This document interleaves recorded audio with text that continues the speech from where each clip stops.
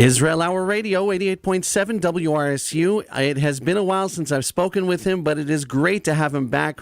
One of my favorite guests and a good friend of the show, David Broza. Welcome back to Israel Hour Radio. Glad to talk to you. Hey, Josh. Nice to be you again. So how you been? I'm not bad at all. Still touring.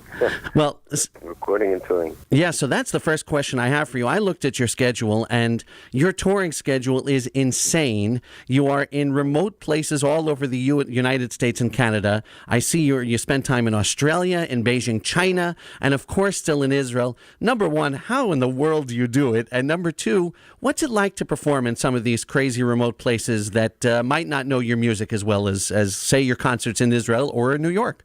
Yeah, well, I don't know. It's so great. You know, the shows are wonderful, and I'm just happy to be moving around still. You know, it's almost 40 years on the road, and, you know, the further I get, the more exciting it is and the more challenging, and it's always good to open new markets. But although, Australia was my fifth visit, and every time it's just wonderful, and new audiences, and just gets bigger and nicer, and I just love traveling and meeting these audiences all over. It is a lot of travel, though. Yeah, it must be very draining, I'm sure. I don't know, but I do. Maybe I'm draining my life away, but I've been draining it for 40 years. All right, but when you go to a place like Beijing, China, or even some of the remote places in the United States, do they know your music? Are they coming, singing along, or are they hearing you for the first time? Well, most of the shows are sponsored by Jewish communities. So, for one thing, they know what they're inviting, but maybe could be that 50 or 60% of the audience have never heard me before. But there's always a percentage of audience that know me and have heard me before and have listened to my music. So it's quite amazing how after all these years, suddenly you realize that the music has reached almost every corner in the world. Wow. Great. It's amazing. It really is, David. This is old news already, but I haven't spoken to you in a little while. And just about East Jerusalem, West Jerusalem, it's now on Netflix. It's amazing. Tell me about how putting your documentary film out there on Netflix, how has that changed the perception of you and of the topic you cover in that movie? Well, I've never done anything with Netflix, so now that the film is on Netflix, I'm just learning it. It came out on September 15th.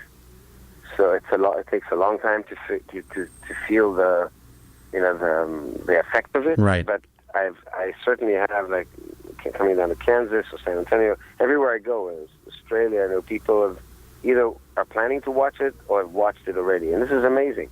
So before you had to really depend on theaters and festivals, but after doing festivals for over a year, it's nice to have it just in 184 countries.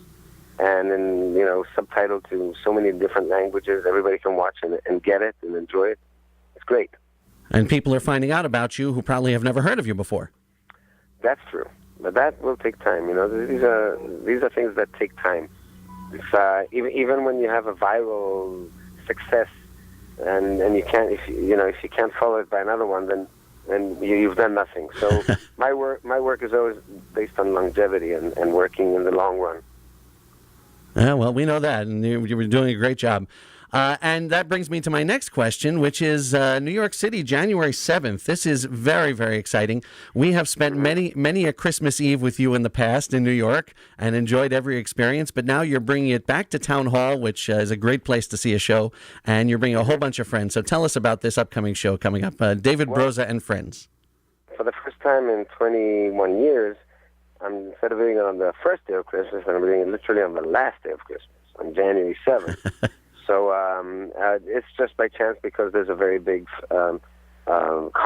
music conference that's happening here in the city, and I wanted to play to all these different agents and all, and put the two together, bring my audience to the town hall again, and also perform in front of people from peers, So I'm putting together. I have this band that I've been performing with and rehearsing with and recording for the past few years, which I call the Jazz Encounters, but it's sometimes we venture into jazz, sometimes we experiment, and other times we just play the songs as they are.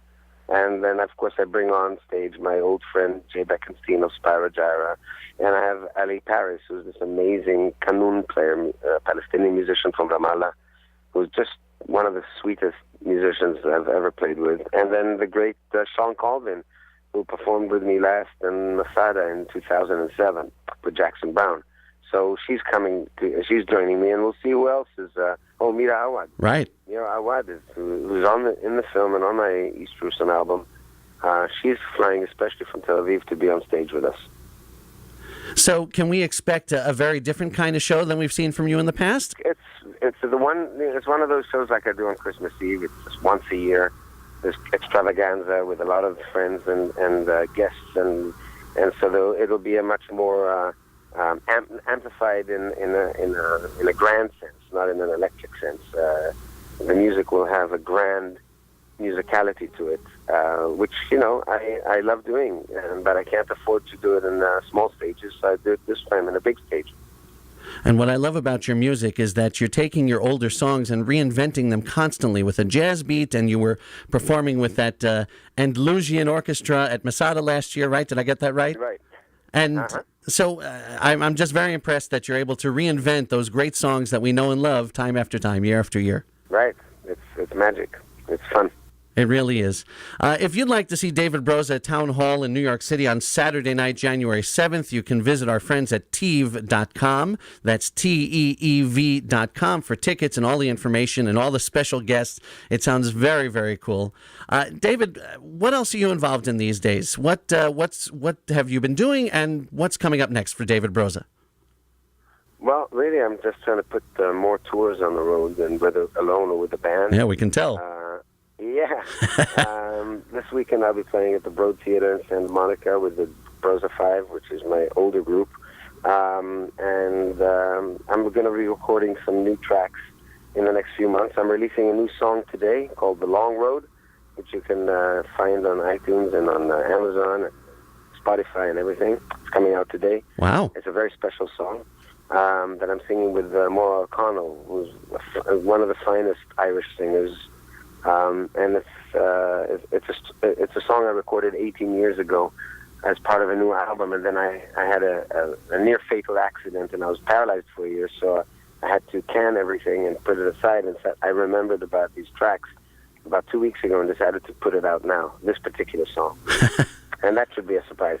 So you should look it up, and I don't have any way to play it for you now, but it's coming out literally today as we speak. Wow, that's pretty amazing. Isn't it great these days that you don't have to wait for a CD to come out. You can just throw a song out there on iTunes and on Spotify, and there you go. It is absolutely magic. Yeah. David, we always love talking to you. You are an amazing friend, and we wish you the greatest success. Chanukah Sameach, Happy New Year, and we can't wait to see you on January 7th. Thank you, Josh. Thank you so much. The brand new song is called The Long Road. David Broza and Maura O'Connell. Brand new and just for you, Israel Hour Radio.